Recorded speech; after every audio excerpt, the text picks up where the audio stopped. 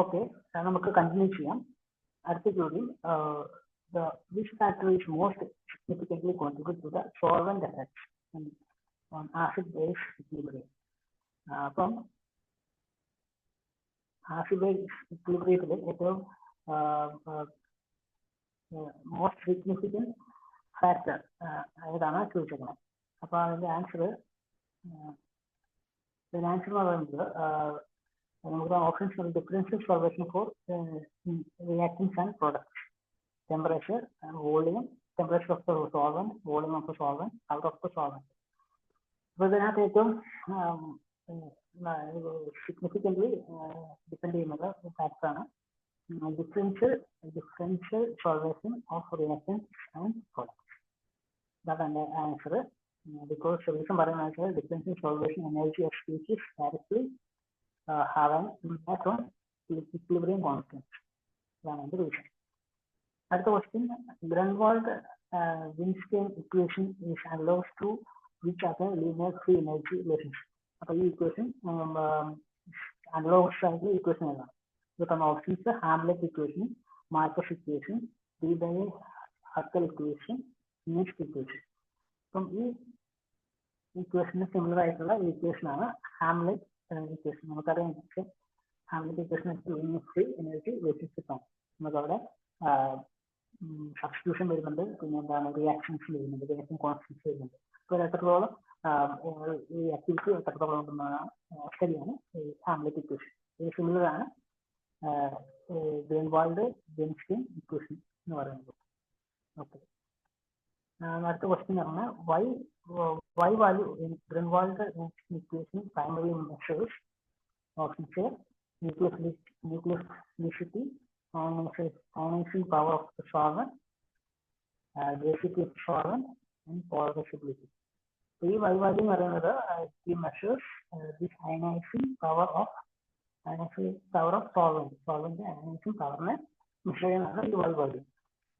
അടുത്ത ക്വസ്റ്റ്യൻ,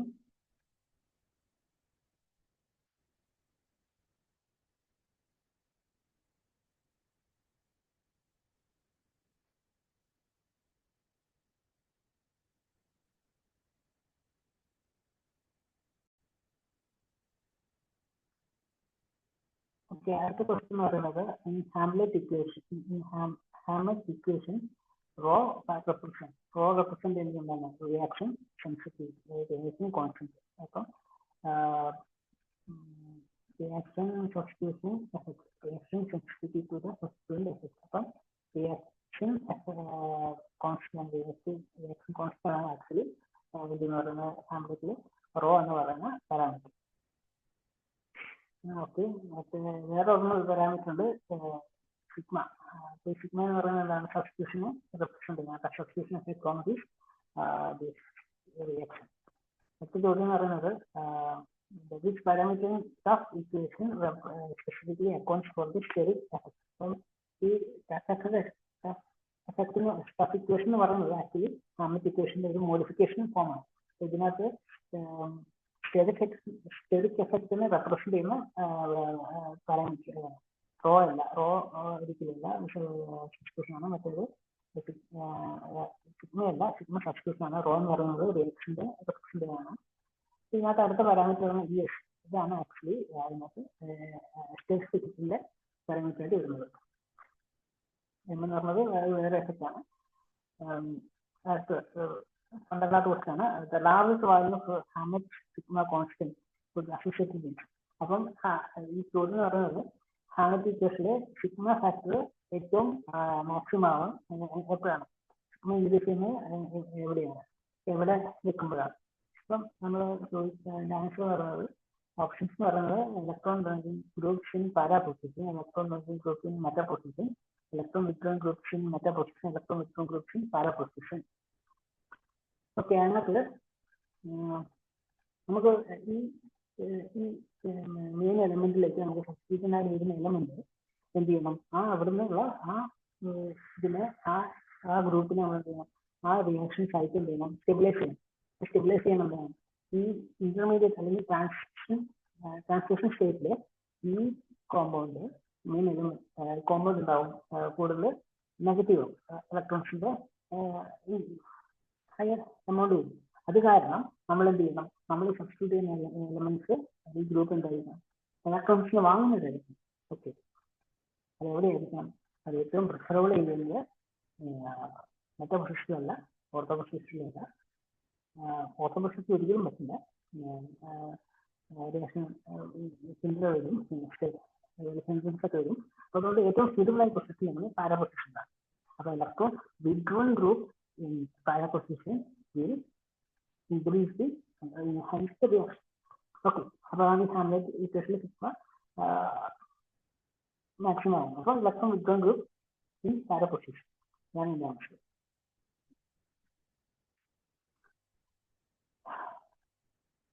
അപ്പം എന്താണ് ശരിക്കും പറഞ്ഞാൽ നമുക്ക് കൂടുതൽ ഹയർ ഇലക്ട്രോ വിഡ്രോൺ ഗ്രൂപ്പ്സ് വന്നിട്ടുണ്ടെങ്കിൽ അതിനായിരിക്കും കൂടുതൽ reactivity increase higher compared to other. അപ്പം അടുത്ത question, which one of the following is not considered as super acid. അപ്പം സൂപ്പർ ആസിഡ് അല്ലാത്തതാണ് ചോദിക്കുന്നത്. സൂപ്പർ ആസിഡ്സിന്റെ കണ്ടീഷൻസ് നമുക്കറിയാം, അത് ജസ്റ്റ് കാര്യം.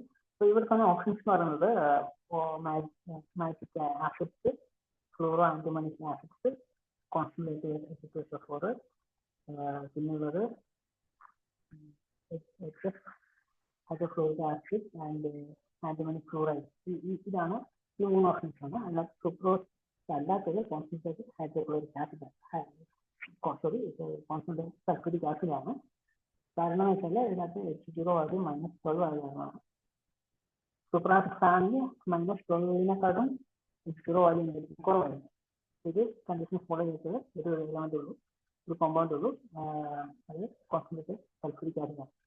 അടുത്ത question, Hammett acidity function H0 for super acid typically.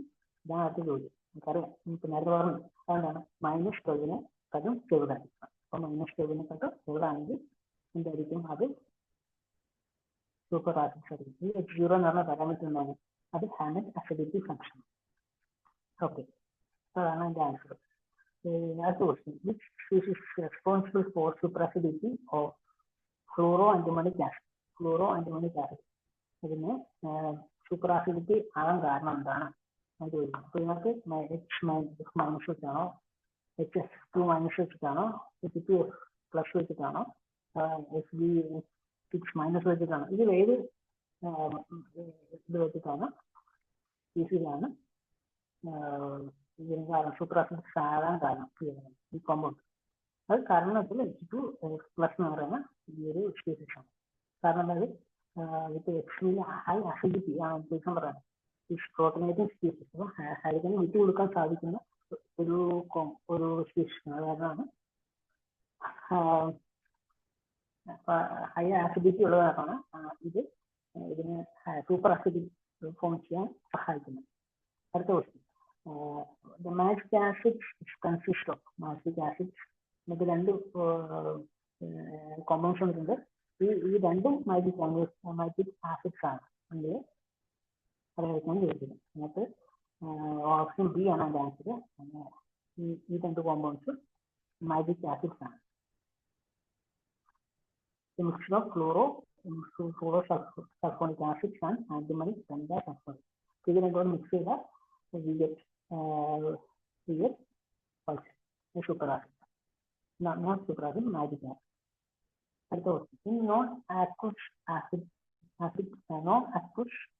acidic solvent acidity increases.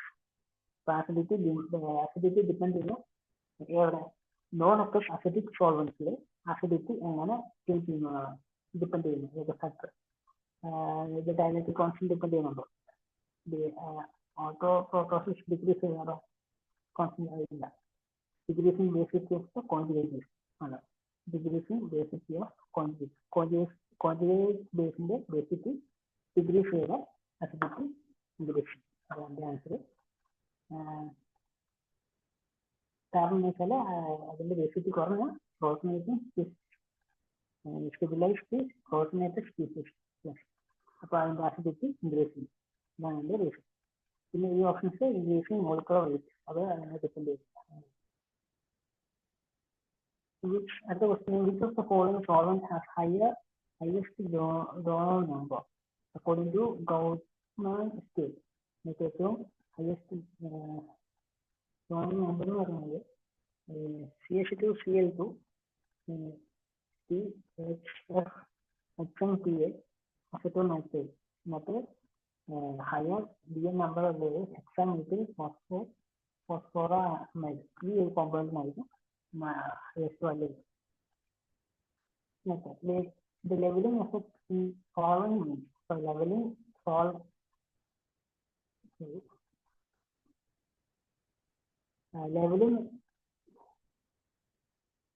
leveling effect in solvent എന്താണ് മീൻ ചെയ്യുന്നത്?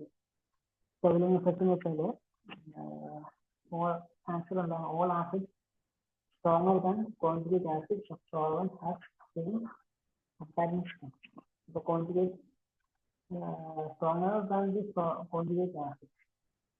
So എല്ലാ ആസിഡ് അതിന്റെ കോൺജുഗേറ്റ് ആസിഡിനെക്കാട്ടും സോൾവെന്റിന്റെ കോൺജുഗേറ്റ് ആസിഡിനെക്കാട്ടും സ്ട്രോങ്ങർ ആണെങ്കിൽ ഹാവിങ് സെയിം അക്കറിങ് സ്ട്രെങ്ത്. ഓക്കെ, അതിന്റെ സെയിം സ്ട്രെങ്ത് ആയിരിക്കും അങ്ങനെയുള്ള സോൾവെന്റിന്റെ കോൺജുഗേറ്റ് ആസിഡിനേക്കാൾ ഹയർ സ്ട്രെങ്ത് ആസിഡിറ്റി ഉണ്ടെങ്കിൽ അത് same all those compounds will be the same strength. Leveling evaluation. So I thought which solvent would show a greatest differentiating effect from acids differentiating effect ചെയ്യുന്ന ഏറ്റവും നന്നായിട്ട് difference ചെയ്യാൻ പറ്റുന്ന ഒരു solvent ആണ്. Following നമുക്ക് എഥനോൾ ഉണ്ട്, വാട്ടർ ഉണ്ട്, അസിറ്റിക് ആസിഡ്, അമോണിയം. നമുക്ക് ആസിഡ് ആൻസർ വരുന്നത് അസിറ്റിക് ആസിഡാണ്. acid analysis കാരണം acetic acid is less basic than the water allows differentiating of strong acid. അപ്പം നന്നായിട്ട്